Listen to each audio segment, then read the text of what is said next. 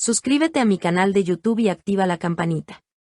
Dale like, comenta y comparte. La Tierra no es una esfera. Si la Tierra fuera una esfera deberíamos poder observar su curvatura en el mundo físico real. Sin embargo, todas las pruebas y experimentos que se han realizado para intentar detectar esta supuesta curvatura han dado un resultado nulo.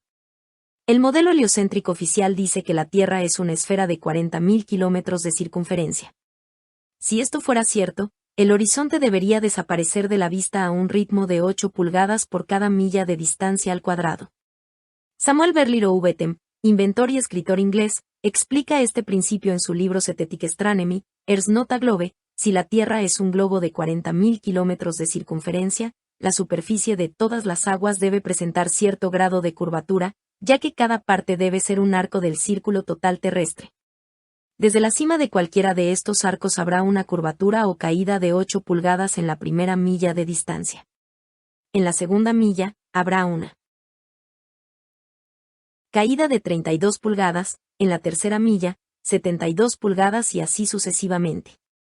La fórmula para calcular la curvatura desde el nivel del mar es 8d al cuadrado, donde d es la distancia en millas. En cambio, si el observador se encuentra en un punto superior al nivel del agua, entonces la fórmula para calcular la curvatura cambia a 8d al cuadrado menos 5,657 más raíz cuadrada de h, de más h, donde h es la altura medida en pies desde la que observamos. En Cambridge County, Inglaterra, hay un canal artificial de 32 kilómetros de largo llamado Old Bedford. Roubetem puso allí un barco con una bandera a 1,5 metros por encima del nivel del agua. El barco navegó hasta Welney Bridge, a 9,6 kilómetros en línea recta desde donde se encontraba Roubetem. Se colocó en medio del canal con un telescopio que estaba a 20 centímetros sobre el nivel del agua. Roubetem miró por el telescopio y comprobó que el barco y la bandera eran perfectamente visibles durante todo el trayecto. Si la Tierra fuera un globo de 40.000 kilómetros de circunferencia, la trigonometría esférica dicta que la punta de la bandera que había en el barco, situada a 1,5 metros sobre el nivel del agua, hubiera estado escondida detrás de 3,5 metros de curvatura. Sin embargo, ese no fue el caso, sino que la bandera pudo ser observada en su totalidad a lo largo de los 9,6 kilómetros. Roubetem realizó más experimentos similares en el canal y concluyó que no había ninguna curvatura en la superficie terrestre. Hoy en día hay miles de vídeos en YouTube replicando este experimento y todos muestran objetos en la distancia que no deberían ser visibles si la Tierra fuera una esfera de 40.000 kilómetros de circunferencia. Una prueba actual de que no hay ninguna curvatura en la superficie de la Tierra la presenta el fotógrafo Joshua Nowicki, el cual realizó el 5 de mayo de 2016 un timelapse de la ciudad de Chicago desde el Whitcomb Senior Living Community en Saint Joseph, Michigan. La distancia entre ambos puntos es de 60 millas, 96 kilómetros, y el fotógrafo se encontraba a 1,80 metros sobre el nivel del mar. Usando el segundo cálculo trigonométrico anteriormente explicado, nos sale que entre el punto en el que estaba el fotógrafo y la ciudad de Chicago habría una caída de curvatura de 650 metros, por lo que cualquier edificio que tuviese una altura menor a 650 metros estaría completamente oculto tras la curvatura terrestre. El edificio más alto de Chicago es el Willis Tower con una altura de 442 metros, por lo que la parte más alta del edificio debería estar oculta tras 208 metros de curvatura. El timelapse muestra claramente todos los edificios enfocados prácticamente al completo, probando que no hay ninguna curvatura en la superficie terrestre. Después de que salieran a la luz las fotografías de Nowicki, varias cadenas de televisión norteamericanas se apresuraron a decir que lo que se ve en el timelapse de Nowicki no es la ciudad de Chicago de verdad, sino un espejismo provocado por la refracción de la luz. Dicen que la diferencia de temperaturas en la atmósfera hace que la luz se doble en el horizonte y cree una ilusión óptica. El problema de esta forzada explicación es que los espejismos se diferencian por presentar una imagen claramente distorsionada o invertida y en el timelapse se puede ver la ciudad de Chicago durante 15 horas seguidas con una imagen nítida y detallada. Además, si el espejismo estuviera causado por la diferencia de temperaturas en la atmósfera, en el timelapse deberíamos ver la ciudad de Chicago aparecer y desaparecer continuamente debido a los cambios de temperatura que hay en un periodo de 15 horas. El hecho de que veamos la ciudad de Chicago con sus edificios durante las 15 horas seguidas ininterrumpidamente, prueba que no es un espejismo, sino que es una imagen real y por lo tanto que no hay ninguna curvatura en la superficie de la Tierra. Desde la costa de Oiro Bay, en Nueva Zelanda, se pueden ver y fotografiar las montañas de Kaikoura, que están a 130 kilómetros de distancia. Si la Tierra fuera una esfera, la curvatura terrestre taparía unos 1500 metros de estas montañas. Sin embargo, se pueden ver prácticamente al completo al hacer zoom con una cámara o telescopio.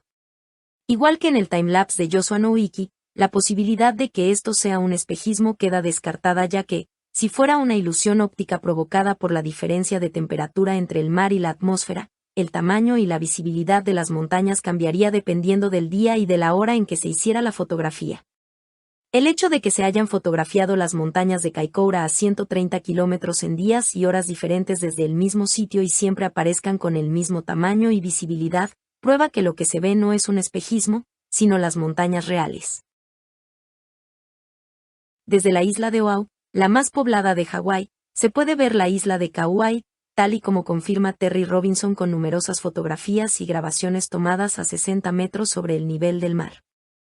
La distancia entre ambas islas es de 174 kilómetros y el punto más elevado de Kauai es el pico Kawaikini a 1598 metros sobre el nivel del mar. Para calcular la caída de curvatura entre ambas islas aplicamos la fórmula trigonométrica de 8d al cuadrado menos 5,657 raíz cuadrada de h, de IH y nos sale 92.680 pulgadas, es decir, 2.354 metros. Esto quiere decir que, si la Tierra fuera una esfera de 40.000 kilómetros de circunferencia, desde Oahu no se podría ver nada de la isla de Kauai que no estuviera por encima de los 2.354 metros. Sin embargo, el punto más alto de Kauai, el pico Kawaikini, está a 1598 metros, por lo que faltarían 756 metros para que pudiera ser visto desde Oahu. En las imágenes de Terry Robinson y de otros aficionados se puede ver la superficie de la isla de Kauai perfectamente, algo imposible si la Tierra fuera una esfera de 40.000 kilómetros de circunferencia.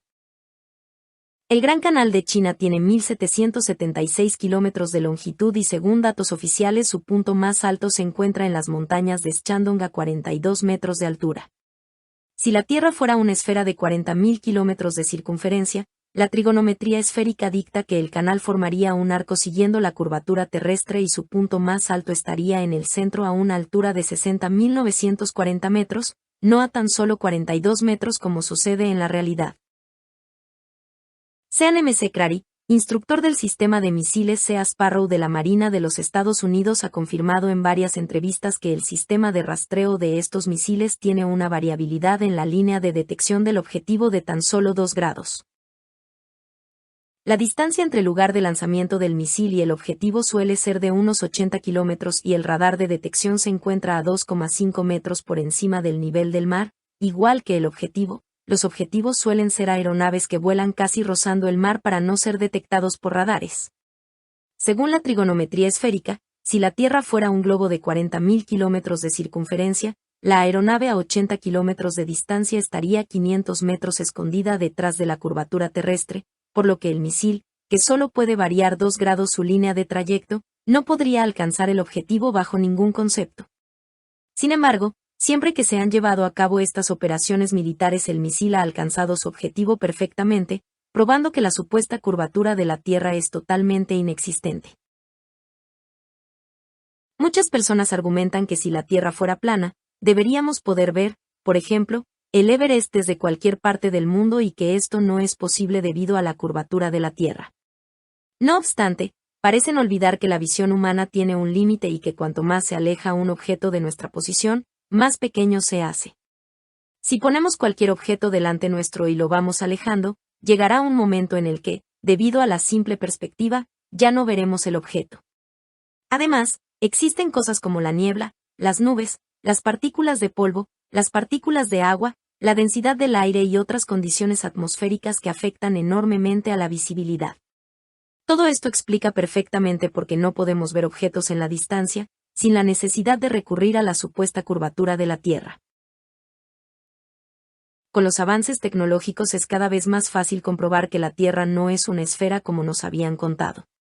Ahora es posible mandar globos a gran altura con una cámara adjuntada para poder ver el horizonte por encima de los 30.000 metros. En YouTube se pueden encontrar cientos de estas grabaciones hechas por aficionados a más de 33.000 metros de altura y todas muestran un horizonte completamente plano. En un intento desesperado por mantener la teoría de la Tierra esférica con vida, los expertos modernos afirman que para apreciar la curvatura terrestre hay que ascender a más de 80 kilómetros de altura, aunque no aportan ni una sola prueba o cálculo matemático que respalde su afirmación. No obstante, al hacer nosotros mismos los cálculos matemáticos, vemos que la curvatura sí debería ser claramente apreciable a esas alturas. El horizonte siempre se encuentra al nivel de los ojos o del ojo de la cámara, sin importar a qué altura se encuentre el observador.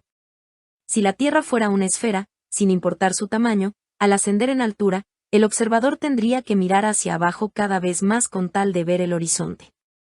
Sin embargo, en la realidad no importa cuánto ascendamos que nunca tendremos que mirar hacia abajo para ver el horizonte, algo que solamente es posible en un plano. Los reflejos del Sol y de la Luna sobre las aguas siempre aparecen como líneas rectas desde el horizonte hasta el observador, lo cual no es posible sobre una esfera. Nunca se ha tenido en cuenta la supuesta curvatura de la Tierra a la hora de construir canales o vías de ferrocarril. De ser así, los constructores tendrían que aplicar la fórmula trigonométrica de 8d al cuadrado y usar el resultado para aplicar la curvatura adecuada a los materiales de construcción, algo ridículamente complicado de llevar a la práctica, especialmente cuando se construyeron las primeras vías de ferrocarril. La realidad es que las vías del tren se construyen y posicionan de manera totalmente horizontal y plana, y los canales, túneles y otras construcciones similares se construyen de la misma manera, sin tener en cuenta lo más mínimo la supuesta curvatura total de la Tierra y teniendo únicamente en cuenta pequeños desniveles dentro de la planicie total. El 19 de febrero de 1892 la Oficina de Ingenieros del Manchester Ship Canal dijo, en las construcciones de vías ferroviarias y canales, es la norma que el punto de referencia para todas las superficies sea una línea horizontal. En la práctica, a la hora de planificar y realizar obras públicas no se tiene en cuenta ninguna curvatura de la Tierra. En el Birmingham Weekly Mercury del 15 de febrero de 1890, un ingeniero con 30 años de experiencia escribió sobre su trabajo con vías ferroviarias. Es bien sabido entre los profesionales del sector que los cálculos y procesos que harían falta para incluir la curvatura de la Tierra en nuestras construcciones son imposibles de llevar a la práctica. Todas nuestras locomotoras están diseñadas para viajar sobre una superficie plana. Claro que hay ciertos desniveles aquí y allí, pero siempre son minuciosamente definidos y deben ser atravesados con cuidado. Cualquier cosa parecida a una curvatura de 8 pulgadas multiplicado por el cuadrado de la distancia en millas, no sería sostenible para ninguna máquina existente.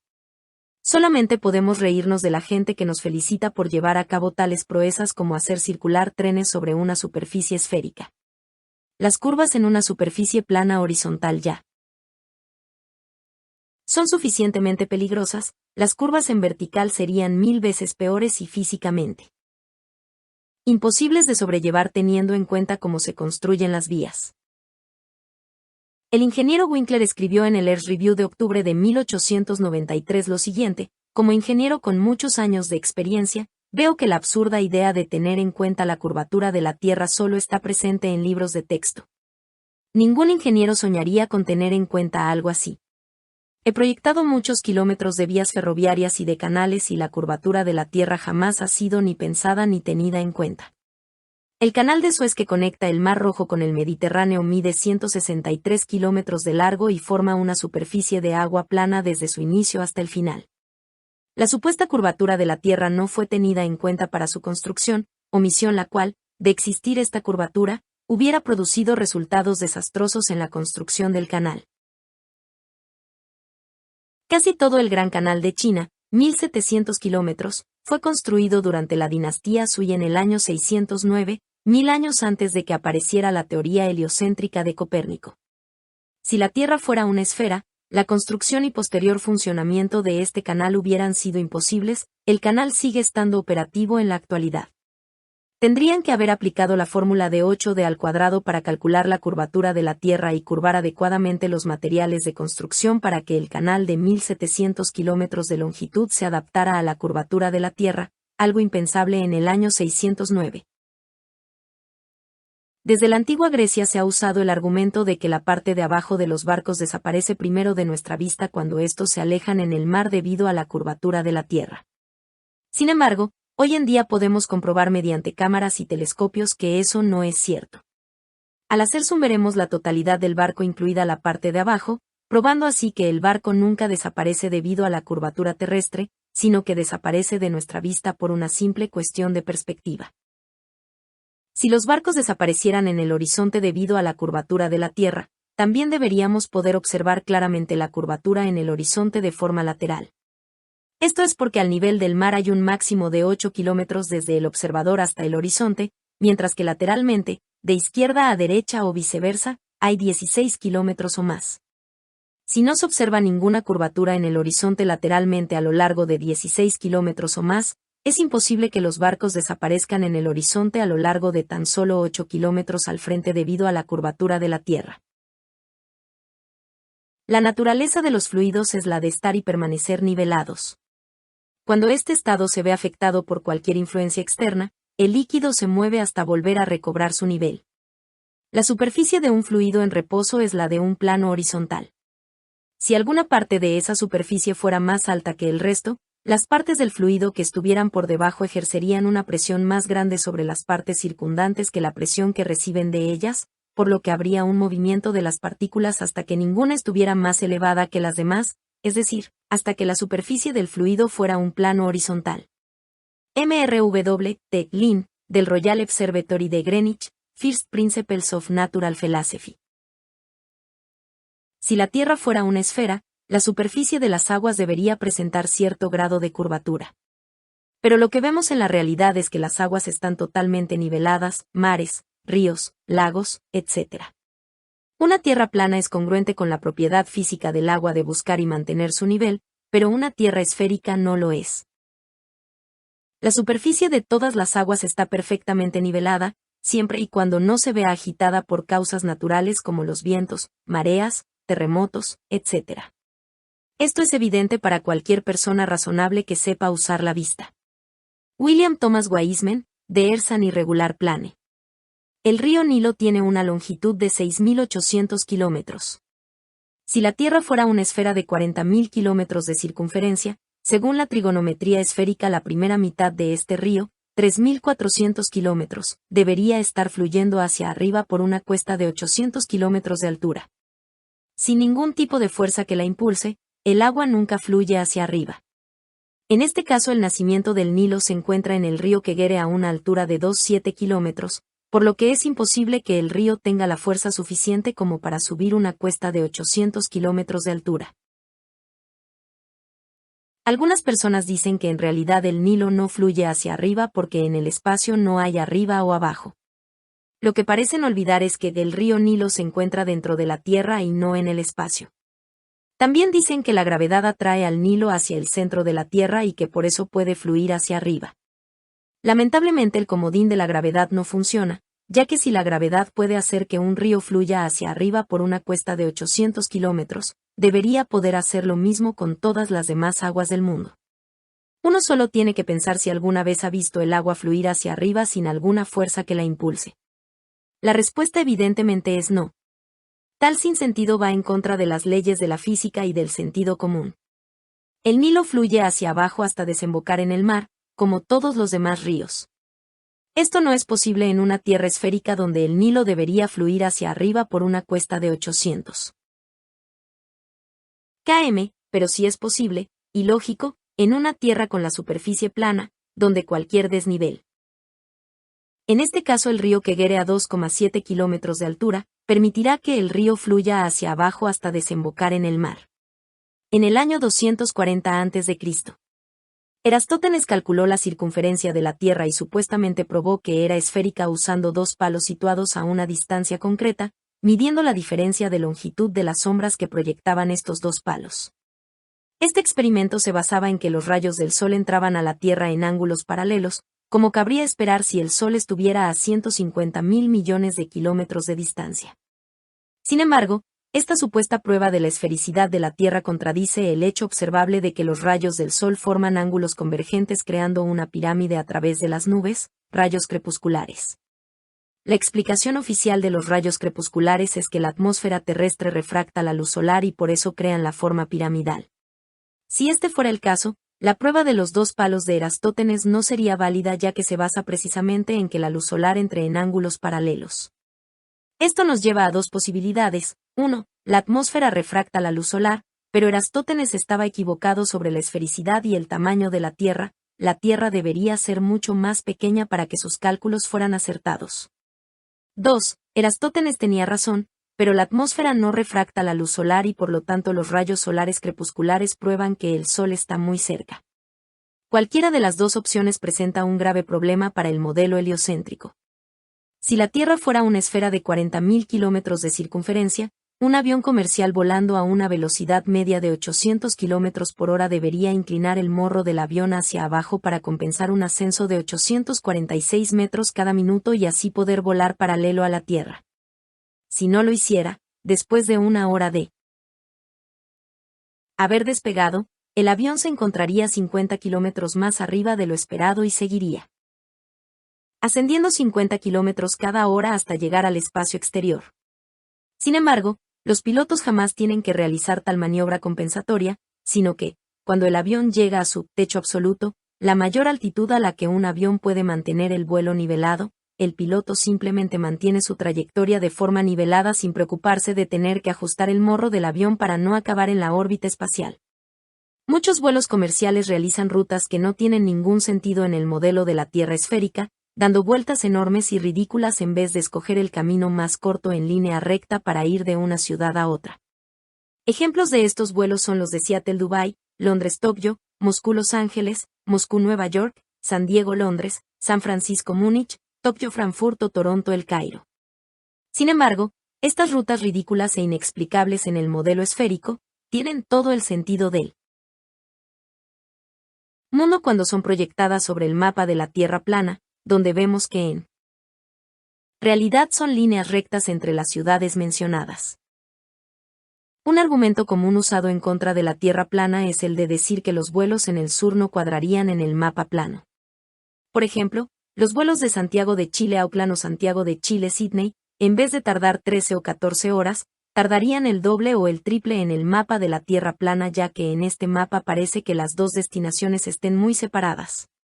Sin embargo, esta afirmación es completamente errónea, ya que el mapa de la Tierra plana, mapa de Gleason o azimutal, es equidistante. Esto quiere decir que cada celda que hay en el mapa representa la misma longitud y anchura que las demás, por lo que las celdas que parecen tan grandes en la parte exterior del mapa, sur, en realidad son iguales a las que hay en el centro, norte. Cada celda en el mapa representa unos 1.300 kilómetros de ancho y 2.500 kilómetros de alto.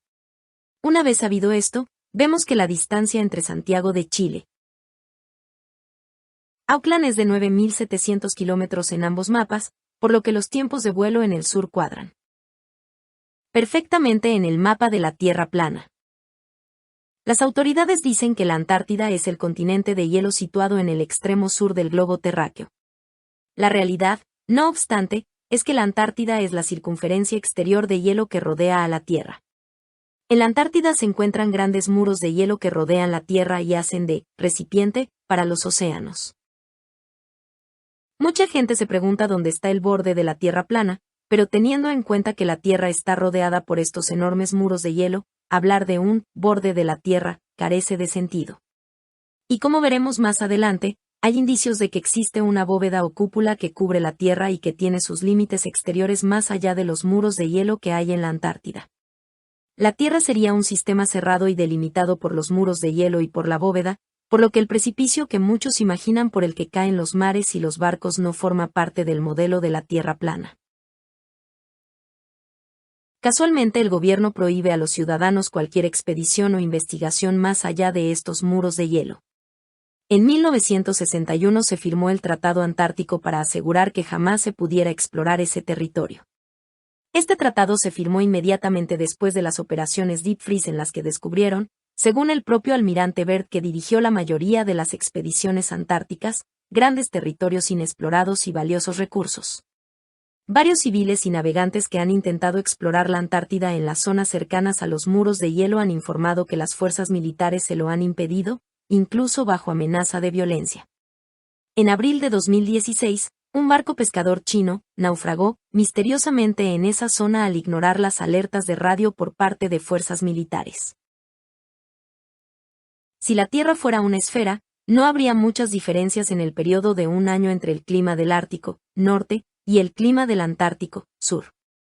Sin embargo, encontramos que en el Ártico existen unas 130 especies de mamíferos, 280 especies de aves, 3.000 especies de insectos, 450 especies de peces, algunos reptiles y anfibios y cerca de 3.000 especies de flora o vegetación.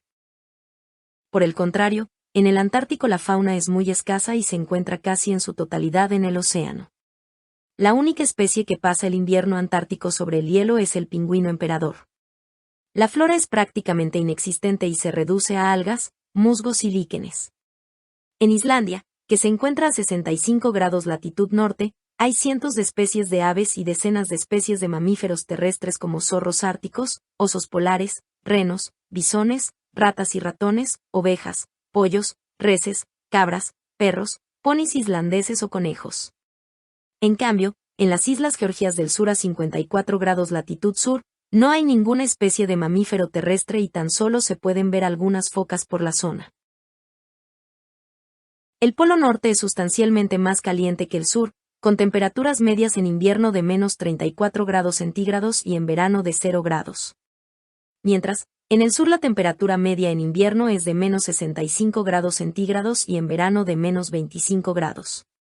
El Sol se comporta muy diferente entre sitios de la misma latitud dependiendo si estamos en el norte o en el sur del Ecuador. Los días más largos de verano en el norte son mucho más largos que en el sur y los inviernos más cortos en el norte son mucho más cortos que en el sur. Todas estas claras diferencias climáticas no tienen ninguna explicación satisfactoria en el modelo esférico, donde el Sol alumbra lo mismo en el Ártico y en el Antártico a lo largo del año.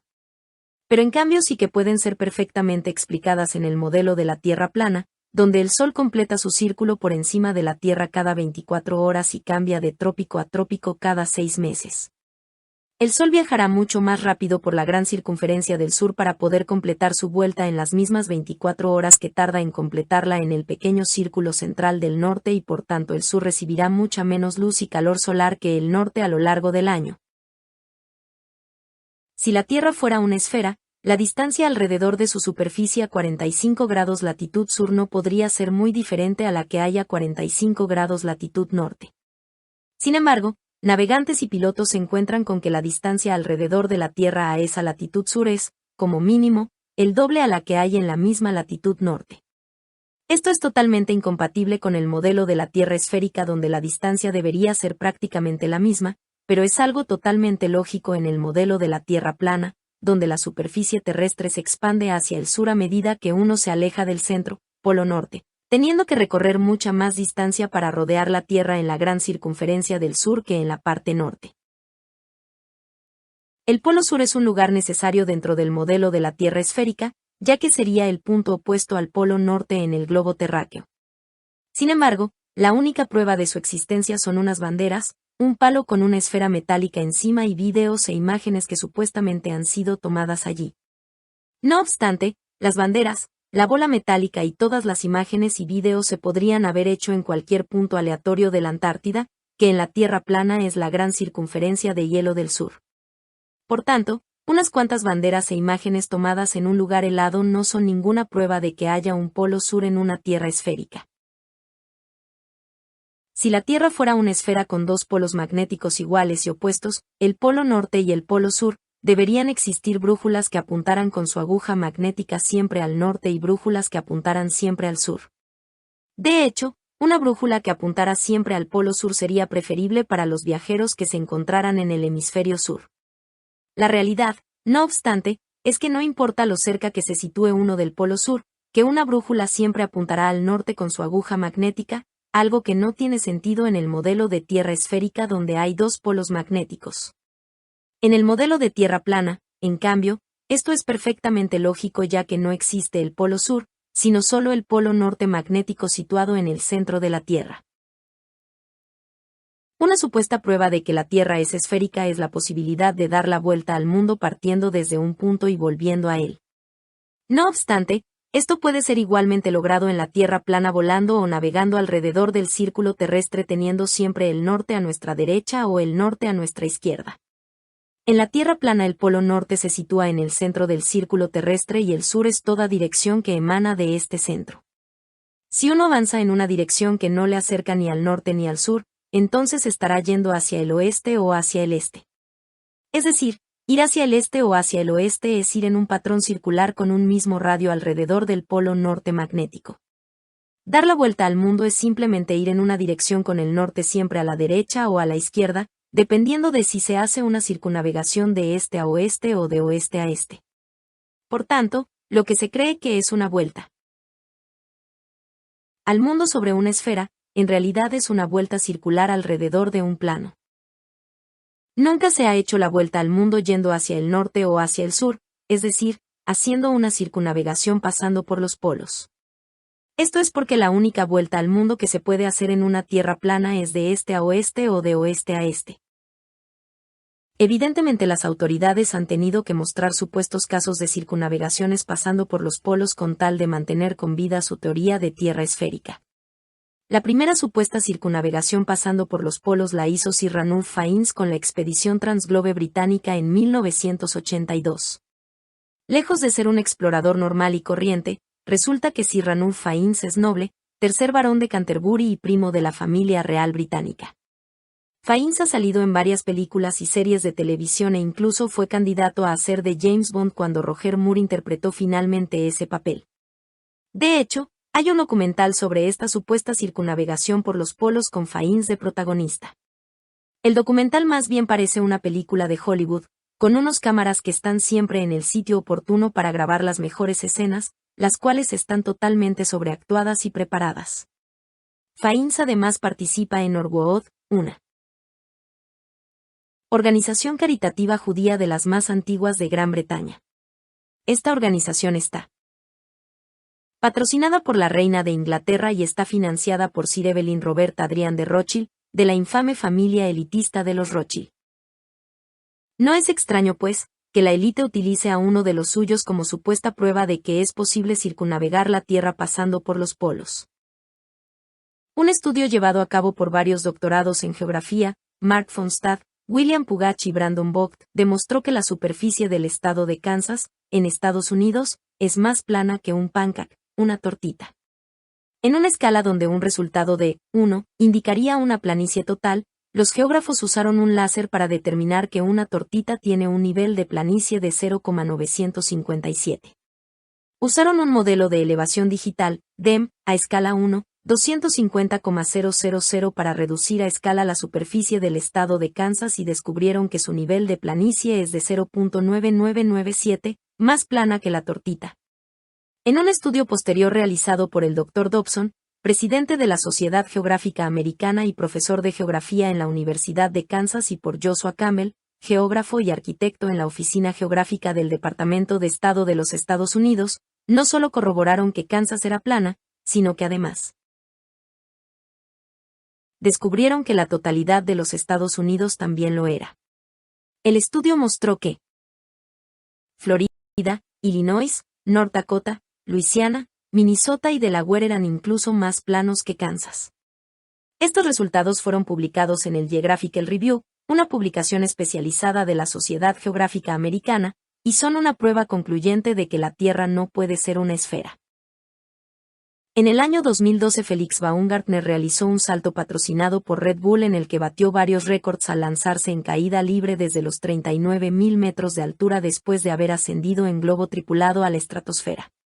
Muchos dicen que la grabación del evento es una prueba de que la Tierra es esférica ya que la cámara que había en el exterior del globo tripulado mostraba una Tierra con una gran curvatura en el horizonte. Sin embargo, la curvatura que muestra la grabación, demasiado exagerada incluso para el modelo esférico, se debe a que la cámara era una GoPro que usaba la lente ojo de pez, la cual curva la imagen de una forma muy notoria. Por el contrario, La cámara que había en el interior del globo tripulado usaba una lente normal y mostraba un horizonte completamente plano y al nivel de los ojos a una altura de 39.000 metros, probando que el horizonte en realidad es totalmente plano. El modelo oficial también afirma que debajo de la superficie terrestre hay varias capas. La corteza, el manto superior, el manto, el núcleo externo y el núcleo interno.